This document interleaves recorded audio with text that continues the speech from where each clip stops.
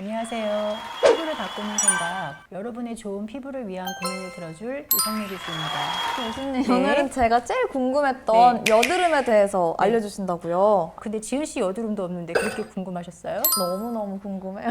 그래서 오늘 제가 여드름에 대해서 준비해 갖고 왔습니다. 피부 유형이 좀 좋은 상태로 변화되면 참 좋겠지만 보통은 그렇지가 않습니다. 점점 악화되는 네. 경우가 많죠. 여드름 피부도 마찬가지로 지성 피부에서 파생된 문제성 피부 유형입니다. 근데 교수님, 네. 지성 피부만 여드름이 나는 건 아니지 않나요? 그렇죠. 아무래도 여드름은 피지선에서 발생한 하나의 염증성 질환이기 때문에 다른 피부 유형보다는 지성 피부에서 발생 확률이 높기 때문에 지성 피부에서 파생됐다고 말씀드렸습니다. 일반 지성 여드름, 성인들한테 발생하는 건성 여드름, 민감성 여드름 이렇게 나뉠 수가 있는데요.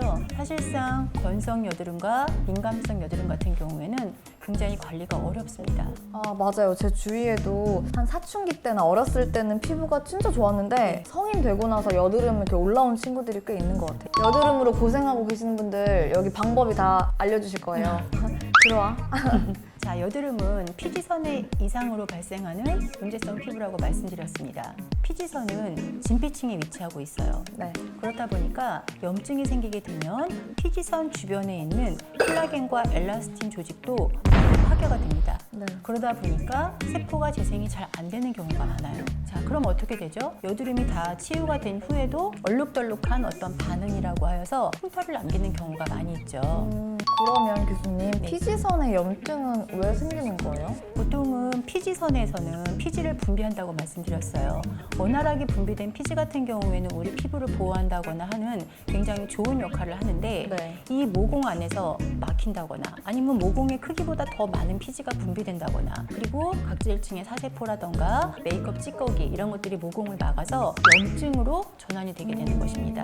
저번 주 지성 피부에서 말씀드렸던 비염증성 여드름인 블랙헤드와 화이트헤드 같은 경우에는 사실상 여드름이긴 여드름이지만 그렇게 문제가 되진 않아요. 네. 모든 문제성 피부는 원인을 파악하는 게 제일 중요하다고 말씀드렸었죠. 네. 일단 첫 번째, 모든 피부 타입은 유전이라고 볼 수 있는데 사실 여드름도 85%가 유전적 요인에 의해서 발생된다고 볼 수가 있습니다. 엄마 아빠 탓이었네요.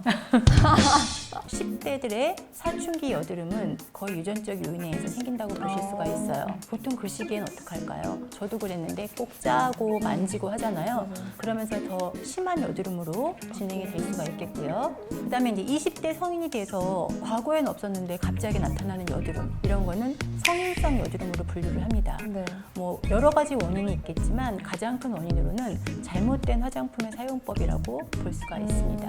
자, 그리고 다른 여드름의 요인을 따져보게 되면 내분비 요인을 들 수가 있는데요.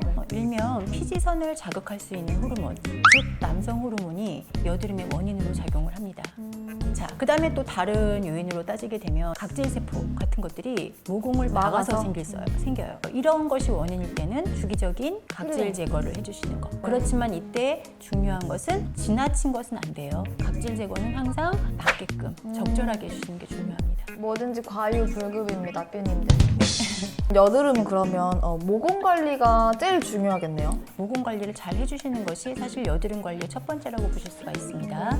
또 다른 여드름의 원인으로서 뭐가 있다 그랬죠? 잘못된 화장품의 사용이라고 말씀드렸었죠? 네. 그럼 교수님, 여드름을 딱히 이렇게 유발하는 화장품이 있는 건가요? 그렇죠. 여드름을 유발하는 성분이 함유가 되어져 있는 화장품들이 있습니다. 뭐 건성 피부라던가 그 밖의 피부가 사용할 때는 크게 문제가 되지 않는데 네. 여드름 피부가 사용하게 되면은 여드름을 좀 더 악화시키는 성분들이 좀 많이 함유가 되어져 있는 제품들은 피하시는 게 좋은데요. 어쨌든 유분이 많은 제품을 사용하시는 거는 피하셔야 돼요. 왜냐하면 여드름이라고 하는 것은 유분이 과잉 분비되어서 생기는 것이기 때문에 네. 유분이 많은 것을 피하시는 게 좋은데 그 중에서 보통 크림 종류 있죠. 네. 크림 종류의 선택을 조금 신중하게 하셔야 됩니다. 그래서 보통은 그렇게 유분이 많은 크림 같은 경우에는 성분을 보셨을 때 라놀린이라고 하는 성분이 함유가 되어져 있어요. 근데 이 라놀린이라고 하는 성분이 굉장히 윤활유 역할을 하면서 피부를 부드럽게는 하는데 네.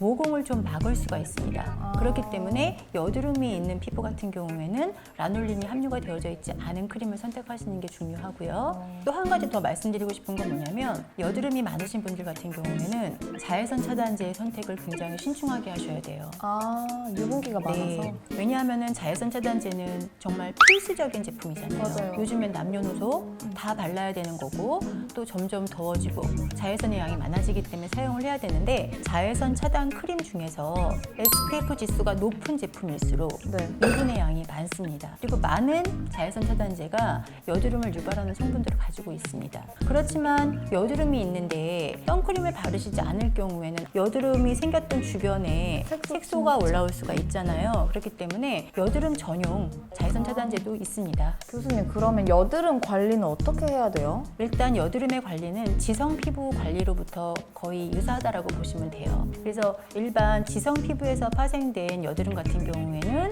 동일하게 미지근한 물로 세안을 하시면서 클렌징 젤 타입을 사용해 주시고 혹시라도 메이크업을 했을 때는 클렌징 밀크 타입을 쓰시고 크림은 가급적 사용하시지 않는 거 중요합니다. 그리고 토닉에 대해서도 말씀드렸었죠. 네. 토닉도 동일하게 여드름이 있을 경우에는 알코올 토닉을 좀 사용해 주시는 게 좋은데 알코올과 무알코올을 좀 병행해서 사용해 주세요. 여드름이 심한 부분은 알코올 있는 걸 한다든지 네. 아니면 얼굴 전체가 여드름일 경우에는 너무 자주 말고 이렇게 없어질 때까지 네. 정도만 하고. 그리고 실제로 어떤 게 좋은지 잘 모르겠다 그러면은 이제 화장품을 사러 가셔서 퓨리파잉 라인이라는 게 있어요. 보통 화장품들마다 네. 피부 타입별로 구분이 되어져 있습니다. 네. 그래서 여드름을 일명 아크네라고 합니다. 네. 그래서 아크네 라인 또는 퓨리파잉 라인 이런 제품들을 선택하시게 되면 거기에 맞는 전용 토너를 주실 거예요. 여드름 심하신 뷰님들 아크네 라인이나 퓨리파잉 라인 기억하세요? 그러면 건성 여드름 같은 경우에는 어떻게 관리를 해야 돼요? 사실 건성 여드름은 조금 일반 지성 여드름보다는 좀 까다롭다고 보실 수가 있어요. 네. 건성 여드름 같은 경우에는 밀크 타입을 써주시는 게 좋은 게 뭐냐면 아무래도 메이크업을 하고 그리고 피부가 좀 건조하다 보니까 젤 타입보다는 밀크 타입을 사용해 주시는 게 좋고요. 네. 그리고 그 각질이라던가 아니면 사세포들이 모공을 막고 있기 때문에 각질 제거를 해주시는 게 굉장히 중요해요. 그렇지만 일반 지성 여드름처럼 강한 각질 제거제를 사용하시면 안 됩니다. 보통은 부드러운 각질 제거제인 효소 타입을 권합니다. 그리고 이제 모든 염증성 여드름이 사용하면 안 되는 각질 제거제는 뭐냐면 스크럽 타입이에요. 스크럽 타입 같은 경우에는 아무래도 문질러서 네. 자극을 주면서 각질을 제거하거나 아니면 모공 입구를 깨끗하게 만드는 것이기 때문에 염증이 있는 부위에까지 문지르시게 되면 염증이 터진다거나 2차 감염이 생길 수가 있기 때문에 여드름이 있으신 분들은 가급적 스크럽 타입은 피하세요. 성인성 여드름, 즉 건성 여드름을 가지고 계신 분들은 항상 보습 관리에 좀 더 신경을 쓰셔야 됩니다. 그러니까 건조해서 여드름이 더 유발될 수 있기 때문에 그렇죠. 보습을 충분하고. 그다음에 이제 아까 말씀드렸던 것처럼 건조한 여드름이 좀 더 방치가 되어서 민감한 여드름이 되었다. 근데 사실 민감성 여드름 같은 경우에는 지성 여드름일지라도 장기간 여드름 관리를 반복하다 보면 어떻게 될까요? 여드름을 자꾸 짜고 염증이 있는 부분을 갖다가 압출하고 그러다 보면은 민감하지 않았던 부분인데도 불구하고 여드름 관리 후에는 민감해집니다.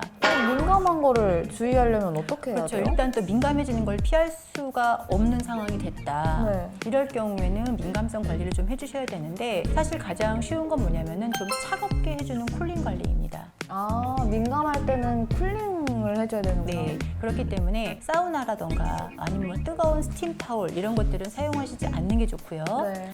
혹시라도 팩을 하시게 된다면 알로에베라 팩 같은 거 있죠? 젤 타입 팩 아. 이런 것들을 냉장고에 넣어놓고 차갑게 해서 얼굴에 올려주시는 것도 도움이 됩니다. 알로에베라 같은 경우가 상처를 치유하고 홍반을 가라앉혀주는 역할을 하기 때문에 일단 민감한 피부에도 좋지만 그걸 좀 더 차갑게 했을 때는 좀 더 쿨링 효과가 있어서 알로에 베라만 바르면 약간 건조하잖아요. 그렇기 때문에 알로에베라 팩이라고 하는 거는 발랐다가 닦아주는 거. 그렇죠? 아. 닦아주고 다시 한번 토닉으로 정리하시고 아. 기초 제품을 바르시는 게 좋겠죠. 진짜 여드름 관리는 여드름도 서러운데 어렵고 복잡하네요. 자, 사실상 여드름은 문제성 피부 유형이지만 나중에는 전혀 문제가 되지 않는 좋은 피부로 개선될 수 있습니다. 단, 손으로 대지 마시고요. 되지 말래요. 네. 자, 오늘도 좀 도움이 되셨나요, 지은 씨? 너무 도움이 됐는데 어쨌건 나아질 수 있다는 네. 거라는 것에 희망을 갖게 네. 됐습니다. 자, 여드름이 있으신 분들 너무 속상해하지 마시고요. 얼마든지 관리만 잘 하시게 되면 다 완전히 감쪽같이 좋아질 수가 있고요. 특히나 사춘기나 젊었을 때 생긴 여드름 있죠? 네. 그때는 재생이 굉장히 잘 되는 시기의 여드름이기 때문에 완벽하게 좋아질 수 있어요. 그런데 단지 20대 말, 30대 이때 여드름이 생긴다. 이럴 때는 조금 더 신경 쓰셔야 돼요. 네. 왜냐하면 재생이 잘 되지 않는 시기이기 때문에. 교수님이 해주신 그 꿀팁들만 따라 해도 한 6개월에서 1년이면 정말 좋은 피부가 될 수 있다고 합니다. 잘 들으셨죠? 그러면 6개월 뒤에 좋은 피부가 된 거 고생 많으셨습니다. 네. 다음 시간에 봐요, 푸님들.